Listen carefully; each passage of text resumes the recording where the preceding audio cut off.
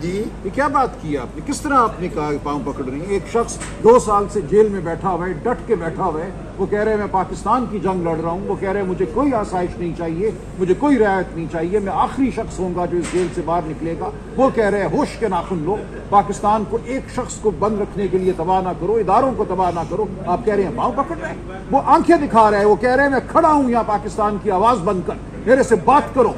مجھے تم بند نہیں رکھ سکتے، تم پاکستان کی عوام کی آواز کو سلب نہیں کر سکتے، یہ وہ کہہ رہے ہیں۔ فری نہیں چاہتے، وہ وقت آئے گا تو آ جائے گا، وہ عوام فیصلہ خود کرتی ہے، ہماری یہ خواہش نہیں ہے۔ ہم آخری لمحے تک یہ کوشش کریں گے کہ معاملہ قانون کے مطابق ہو، عدالت میں ہو، میز پر طے ہو۔ ہم یہ بات کر رہے ہیں، کیوں آپ یہ سمجھتے ہیں کہ ہمارے پاس صرف ایک ہی رائے عمل ہونا چاہیے اور وہ سڑکوں کا ہو؟ اس کا فیصلہ بھی ہوگا۔ تمام دوسرے راستے اگر بند کر دیے جاتے ہیں، جو کہ اس وقت بند نظر آ رہے ہیں، تو پھر اور کوئی راستہ نہیں رہتا اقوام کے پاس۔ وہ ایک لاوا ہوتا ہے، وہ خود پھٹتا ہے، پھر وہ بنگلہ دیش ہو، وہ کوئی اور جگہ ہو۔ ہم اس وقت یہ کہہ رہے ہیں کہ خدا کا نام لو، ہوش کے ناخن لو، بات کرو، بیٹھو، اس نظام کو تباہی کی جانب مت دھکیلو۔ عام لوگوں کو ملٹری کورٹس میں بھیجا جا رہا ہے، بچوں کو، یہ میرے ساتھ کھڑے ہیں جنید رزاق صاحب، ان کے 22 سالہ بچے فرسٹ کلاس کرکٹر کو اٹھا کے 2 سال سے جیل میں ڈالا ہوا ہے، ملٹری کورٹ میں ڈالا ہوا ہے، کیونکہ یہ ان کا کہنا ہے کہ شاید وہ ٹھیک سے چل بھی نہ سکے۔ تو یہ آپ نے کرنا ہے عمران خان کو باہر رکھنے کے لیے، اس قوم کو، اس کے ذہن کو مفلوج کرنا ہے۔ آپ نہیں کر سکیں گے، آپ نہیں سوشل میڈیا کو بند کر سکتے۔ آپ چاہتے ہیں صحافیوں کا گلا گھونٹ دیں، آپ چاہتے ہیں عدالتوں کو مغلوب کر لیں۔ اسلام آباد ہائی کورٹ کے ساتھ جو ہوا ہے،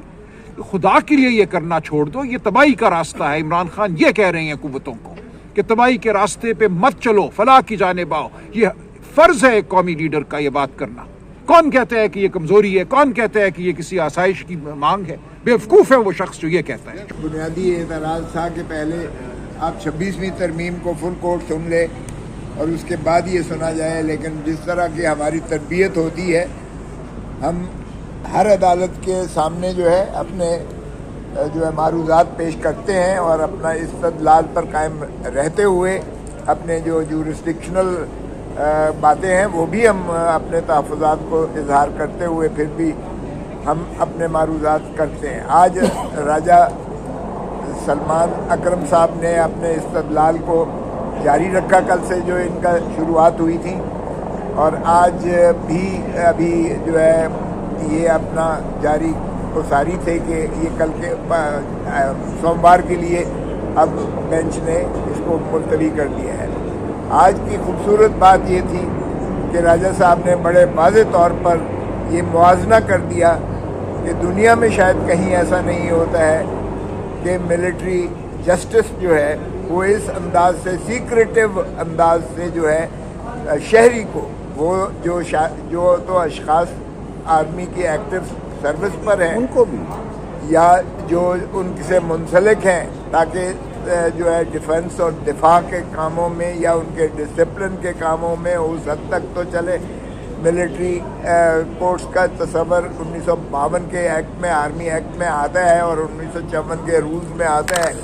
لیکن یہ جو 1967 میں 1967 میں 2D یہ 1 اور 2 کو شامل کر دیا گیا، جس میں آفیشیل سیکریسی ایکٹ کو تصور لا کر اور سویلینز یا ان کو بیچ میں ڈالا گیا، اور ایف بی علی کے کیس کی انہوں نے بڑی خوبصورتی کے ساتھ جو ہے وہ ڈسٹنکشن کی کہ ایف بی علی کا ایک تو یہ ہے کہ صرف اس کی جو ہے آرڈیننس کی کانسٹیٹیوشنالٹی کی حد تک وہ اس کو انہوں نے جواز دیا تھا، لیکن نہ تو آئٹم 1 اور نہ ہی 15 جو ہے آرٹیکل تھا جس میں بنیادی حقوق سے وہ ہے، وہ کہتے ہیں اس میں تصادم نہیں ہے۔ لیکن موجودہ ڈسپنسیشن میں بڑا واضح ڈفرنس ہے۔ آرٹیکل 175(3) بھی اس میں آیا ہے، اس میں آرٹیکل 175 جو ہے اس میں جو ہے وہ دوسرا 10A بھی آیا ہے، جس میں ڈیو پروسیس آف لا اور جسٹس کا کانسیپٹ ہے۔ یہ پہلے نہ تھا 1962 کے آئین میں، یہ چیزیں، یہ شکیں موجود نہ تھی۔ اس کی جو کسوٹی پر اگر پرکھا جائے تو یہ ملٹری کورٹس جو ہے سویلینز کا ٹرائل نہیں کر سکتی ہیں، اور اس لیے جو شکوں کو غیر آئینی قرار دیا گیا 5 جج صاحبان نے کیا، جس میں آفریدی صاحب نے ایک تھوڑا سا استدلال اگرچہ اپنا دیا ان کی آئینی حیثیت کی حد تک، لیکن باقی چیزوں میں انہوں نے اتفاق کیا کہ सिविलियंस का ट्रायल नहीं हो सकता है। और जिस तरीके से इनमें से 16 अशखास को जो 300 FIR नंबर 96 जिसको बटा 24 है, उस FIR में 300 मुल्ज़मान को जो है रखा गया था और उसमें से सिर्फ 16 की बंदरबांट करके उठा के वो फौजी अदालत में उनको भेज दिया गया। उसमें भी कोई ऐसी तफरीक नहीं की गई कि इनमें से 16 को कैसे आपने चुना है और किस कसवटी पर आपने ये तराजू ये बंदरबांट की है। तो बड़ा वाज़ेह तौर पर आज जो है ये चीज़ें सामने आई कि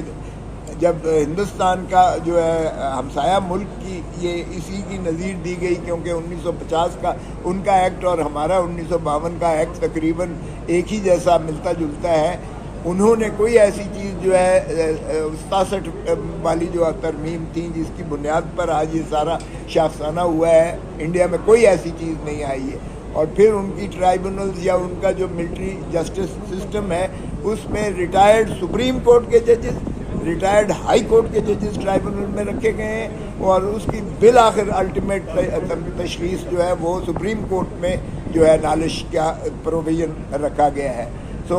उनकी देखें कि किस हद तक जो है उन्होंने तहफ़्फ़ुज़ात अपने शहरियों ही के नहीं किए बल्कि अपने जो है मिलिट्री पर्सनेल के भी उन्होंने वही जस्टिस सिस्टम रखा जो कि सिविलियंस का होता है। तो आज ये मुआवजा जब किया गया तो सारे बाकी चीज़ें भी सामने आई। तो राजा साहब ने कहा कि देखिए यहाँ क्या हो रहा है कि इनके अपने खिलाफ इनके जो FIR दर्ज की गई है उसमें इन्हें ही दहशतगर्द करार देकर और जो है ये शाखसाना किया है, बेल पर है, ज़मानत पर है और हर मर्तबा जो है शदोमत से सरकार जो है मुखालफत करती है और वो चाहते हैं कि राजा सलमान अकरम को भी फौजी अदालत में उसका ट्राई किया जाए कि ये भी जो है बगावत के ज़ुमरा में आता है। तो ऐसे अगर कवानीन होते हैं, मैं खुद आज जिसमें राजा साहब भी मुल्ज़िम थे, जो यहाँ कहते हैं कि हमने जो है शायद पता नहीं क्या फसाना सुप्रीम कोर्ट के बाहर किया, आज अबूरी ज़मानत एक्सटेंड करवा के 25 तारीख के लिए वो भी रखा है। तो अब क्या हम जो सीनियर वकला हैं जो ये तो सब्र नहीं कर सकते हैं, जिन्होंने पाकिस्तान की खातिर सारी ज़िंदगी अपनी वक्त की है, कानून की बालादस्ती के लिए जो हमने जिदोजहद की है और सर फटवाए हैं और जेलों में गए हैं, हम लोग जो यहाँ तक जो है इस आज़ादी जो है इजहार पर जो आइन की हमने जो पासदारी की है और धरती माँ का हमने तहफ़्फ़ुज़ किया है, अब हम भी दहशतगर्दों के ज़ुमरे में आ जाते हैं। तो ये फिस्तायत की इंतहा है जिसमें इस दौर से हम गुज़र रहे हैं। लेकिन यही बात बावर करवाई गई सुप्रीम कोर्ट के जजों से कि आज एक ऐसा डिफाइनिंग मोमेंट है पाकिस्तान की तारीख में, आज सभी आप ही की तरफ देख रहे हैं कि आप इस मुल्क में जो है कानून की बालादस्ती, आइन की जो है अमलदारी को यकीनी बनाएंगे और इंसानी हकूक़ की भी पामाली को रोकेंगे, वकला को भी तहफ़्फ़ुज़